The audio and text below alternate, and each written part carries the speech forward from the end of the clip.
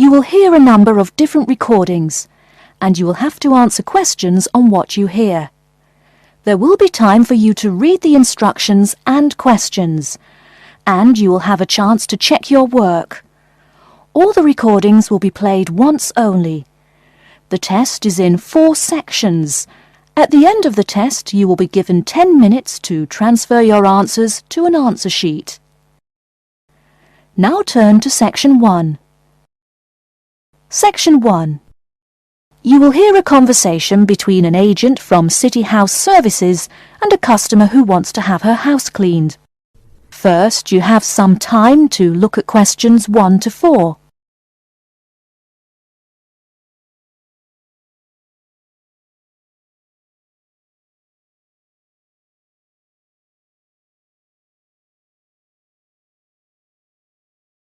Now we shall begin. You should answer the questions as you listen, because you will not hear the recording a second time. Listen carefully and answer questions 1 to 4. Good morning, City House Services. How may I help you? Good morning. I'd like to arrange to have my house cleaned. Certainly. I just need to ask a few questions. First, could I take your name? Yes, it's Barbara Hill. Thank you. Next, is your house in London? Yes, it's in Kingston in southwest London. Okay, southwest London, and, what's the postcode? SW105. And what is the square footage and what rooms will be cleaning? The whole house is 268 square feet, and there is no need to clean all the rooms. I only want to have my bedrooms cleaned. Okay. How many bedrooms does the house have? 3 bedrooms. Oh no, sorry, we used to have 3 bedrooms, but we only have 2 bedrooms now. Are those single bedrooms or doubles? Doubles. Fine, 2 doubles. There's one more room which needs cleaning. It was used as a bedroom before, and now we have converted it into an office. I understand. 3 rooms have got to be cleaned. And are all of those rooms upstairs? Yes. Then downstairs we have a kitchen diner, conservatory and lounge. The kitchen diner is quite large and has the usual equipment: cooker with oven, refrigerator, cupboards and worktops. The conservatory has a lot of plants, but there's no need to take care of them. The lounge has a leather 3-piece suite and a large coffee table. Thank you. And do you keep any pets? Yeah, I really love keeping them. I've got 2 dogs and 3 cats. Okay, then if our staff come over to offer the service, please take your pets away. Have you looked at our service packages? Yes, I have one in front of me. Excellent. Before you hear the rest of the conversation, you have some time to look at questions 5 to 10.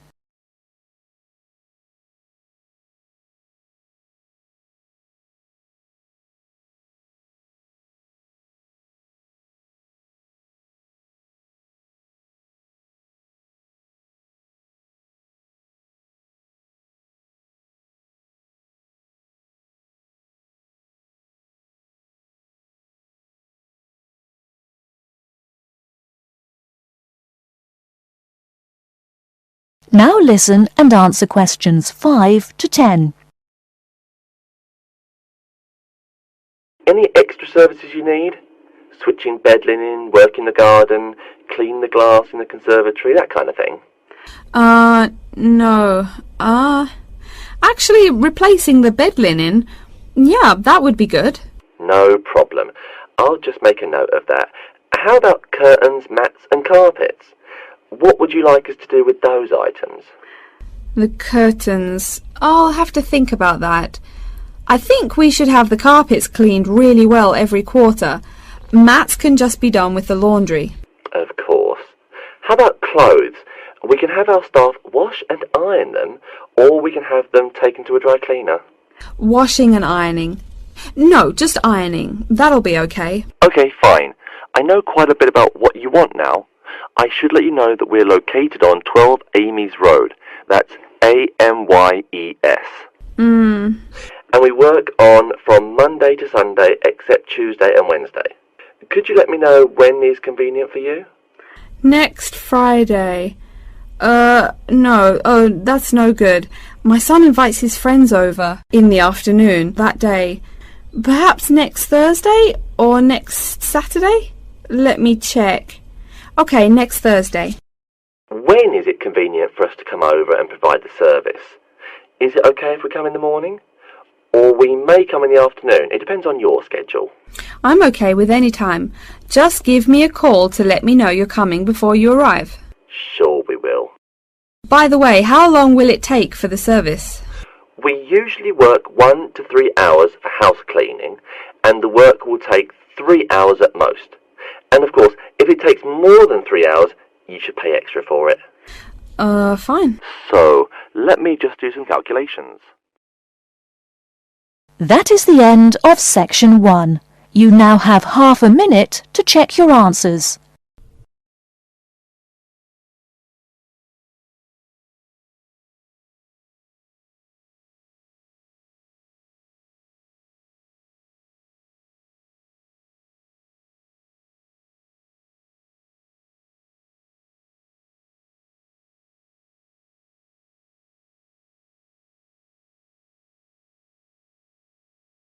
Now turn to section 2.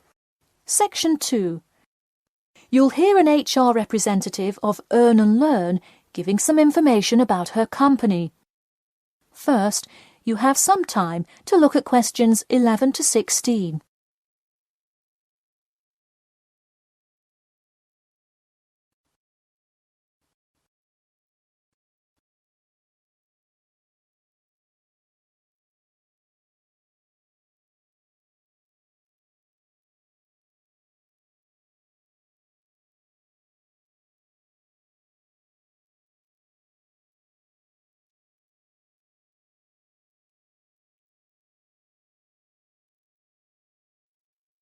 Now listen carefully and answer questions 11 to 16.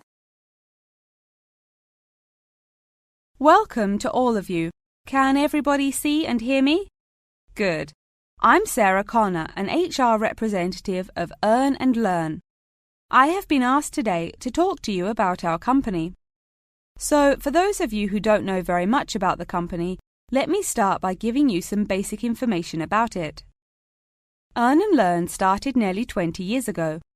It is not a charity but a for-profit company that enables promising entrepreneurs to make money while traveling. During the past 10 years, it has grown rapidly and has gained great influence in most countries of the world. We have a partnership with the school and take a large number of recent graduates from the business school.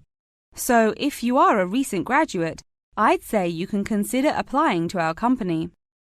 Before your application, you might be curious about what sort of places you could go to. There are 4 main locations, but you also have the freedom to submit a different location, and if they can make the necessary arrangements, you can go.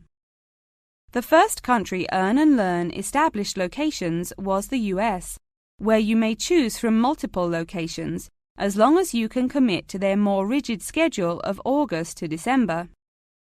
Also, you could do the Australia internship. That one is really cool.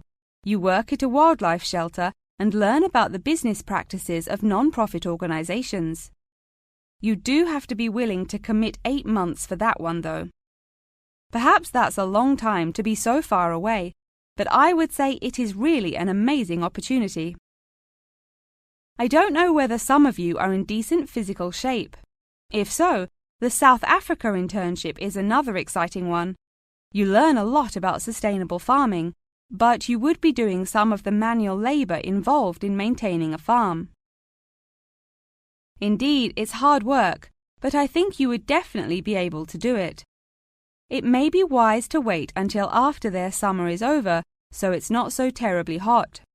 In addition, there is a most recently established location in India. This one gives you more of a study abroad feel, given that they arrange a host family for you to stay with. In the other locations, you live in an apartment with other interns, so this is definitely a unique experience. Before you hear the rest of the talk, you have some time to look at questions 17 to 20.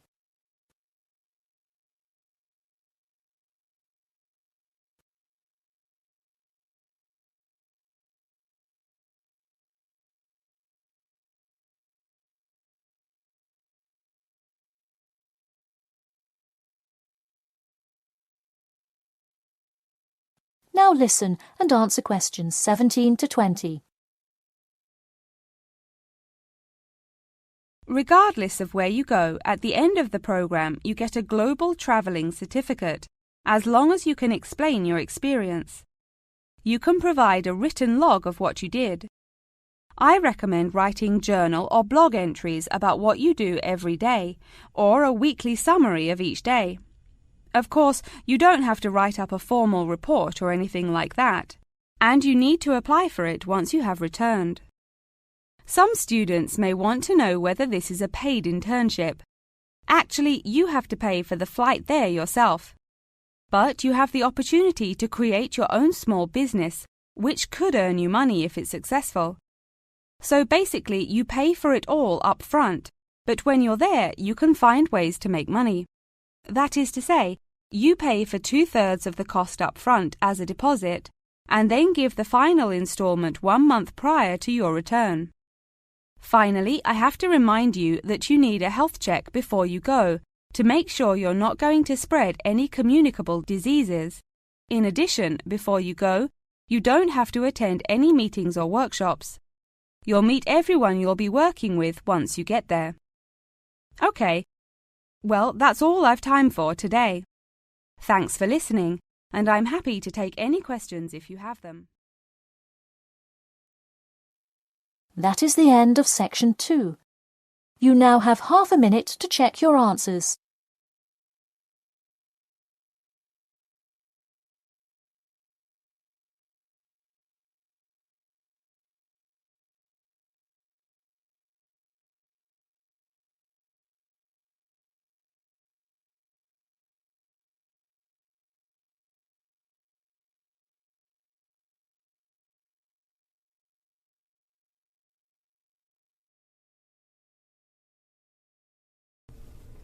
Now turn to section 3. Section 3. You will hear a librarian called Adam Smith talking to the students about how to use the facilities in the library. First, you have some time to look at questions 21 to 26.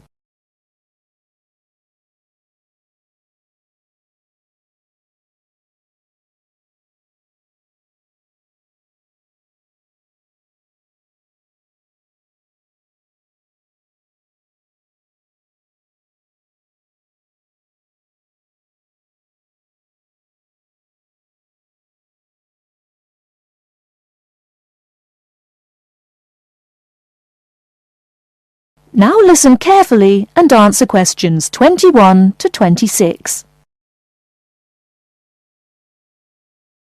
Welcome. Please come in and gather over here around the tables. My name is Adam Smith, and I'm the librarian here. I'll show you around today and explain how to use these facilities. Hopefully, when I'm done with it, you'll know the ropes. And please feel free to let me know of any questions or concerns that you may have. Now we're at the gate of the library. Upon entering into the door, you'll find that the restrooms are on your left-hand side, and opposite them is a photocopy room. Many of you are wondering about the check-in and check-out process. What you have to do is go to the circulation desk, which is to the east of the photocopy room.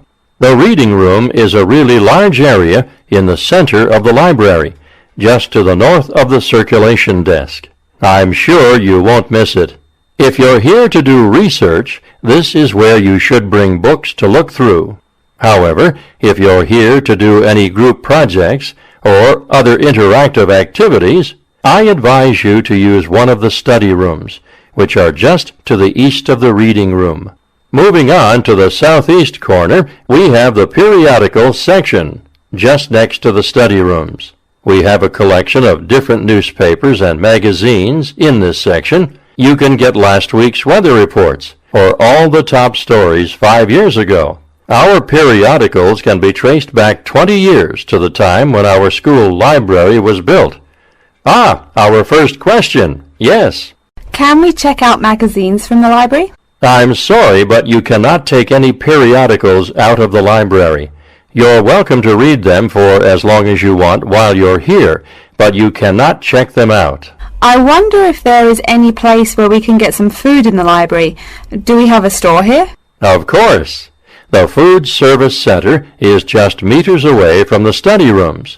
It's on the northeast corner as you look at the map. The Food Service Center offers different kinds of snacks, though it's not big. Well, moving on along to the west, you will find the Video Resource Center on your right hand. We have educational videos and documentaries, as well as major motion pictures. We ask that you pay attention to the tag on the video that you pick up, as many of our documentaries are for on-site viewing only and may not be taken out of the library.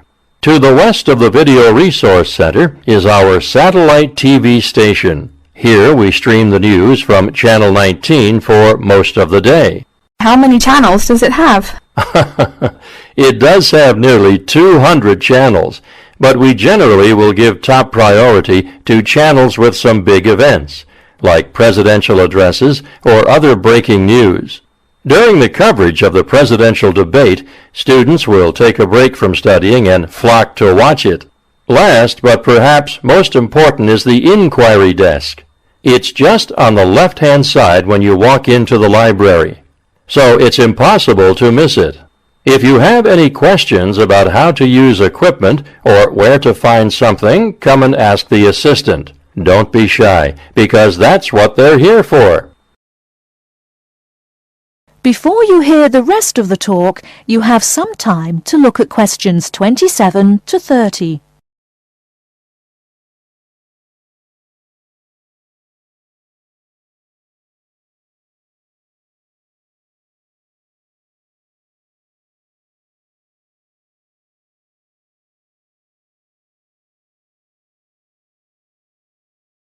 Now listen and answer questions 27 to 30.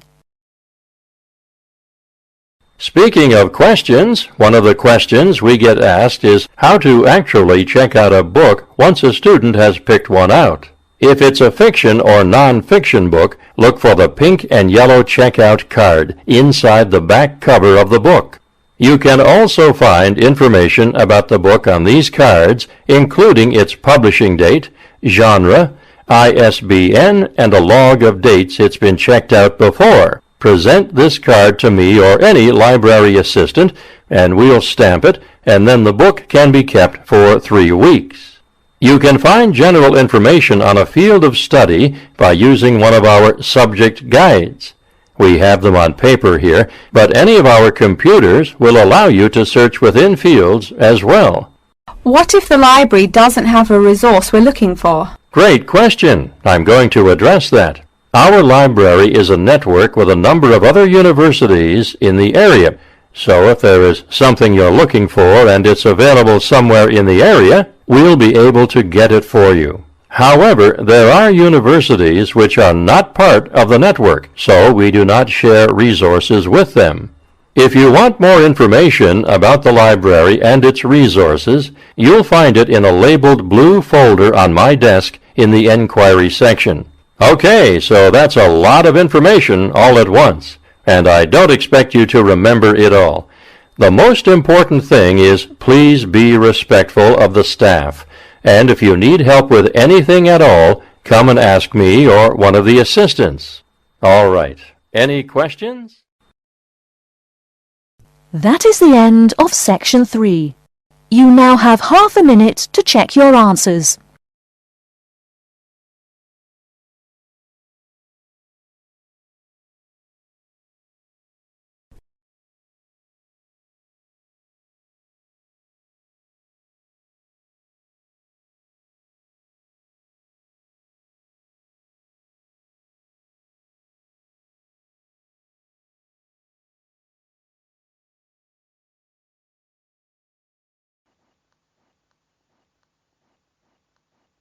Now turn to section 4. Section 4. You will hear an introduction about an eco-friendly building called the Gherkin. First, you have some time to look at questions 31 to 40.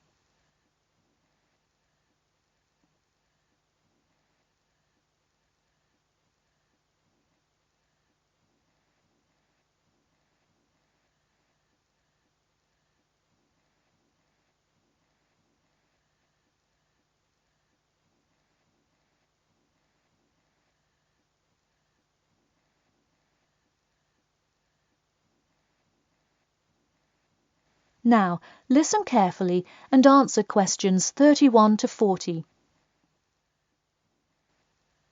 Today, I'd like to tell you about how UK architects are playing their part to address the issue of global warming. You have seen many of these iconic buildings while going about your everyday life, but you may not know how they are affecting your tomorrow. In 2003, construction was completed on the famous Swiss rebuilding, or more informally called the Gherkin, a true masterpiece commissioned by the law offices of Foster & Partners. This is not the first ambitious endeavour of the firm. They are renowned for their various philanthropic environmental efforts. The Gherkin, with its cut-and-edge green initiative and sharp design, is gaining recognition as an icon in modern architecture. You can pick it out of the London skyline by its unorthodox cigar shape. While its appearance is the obvious attribute at which to marvel, there is far more to this building than meets the eye. And let's face it, there's a lot about this building that meets the eye. The building helps reduce the city's carbon footprint in a number of ways. Just a quick note, in case you're not familiar with the term carbon footprint, get used to it. It's a buzzword you'll hear relentlessly to talk about reducing emissions. Think of it as the amount of harmful greenhouse gases that are given off into the environment by a single person, organization, or product. So going back to the Gherkin building, perhaps the most obvious as well as the most significant eco-friendly feature is the glass windows, which allow light to pass through the building, both reducing heating costs and brightening up the workspace. The ingenuity behind the various eco-friendly aspects of the Gherkin has seen its fair share of publicity both from serious and silly sources. In a recent April Fool's Day edition, One e-publication printed a story detailing plans to replace 50% of the current exterior with grass, which would not only make large steps in the name of sustainability, but also give the building the green hue that would truly earn it the nickname of the Gherkin. The only drawback is, as you may have guessed, that this story was an April Fool's Day joke and completely made up.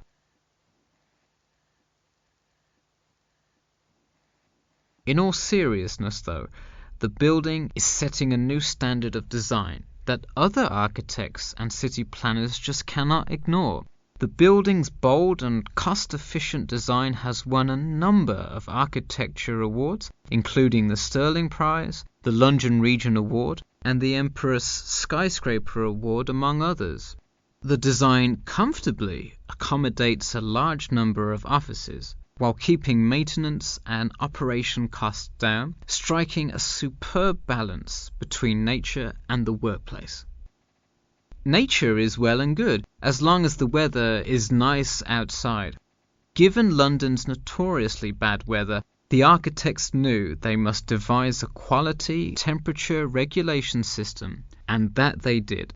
A special system designed to reduce the building's reliance on air conditioning was devised that cuts consumption in half compared to standard office buildings. There are atria that link each floor vertically to one another, forming spiraling spaces up the entire building.